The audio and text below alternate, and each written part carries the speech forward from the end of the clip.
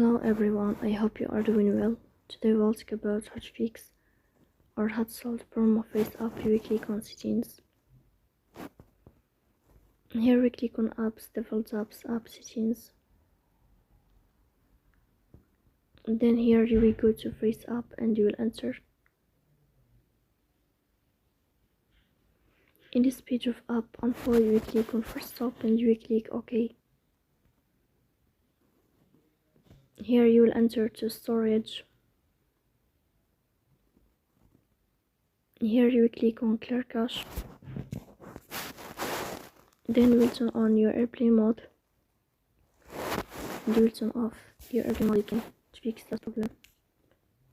So that's all. Don't forget to support us by like and subscribe.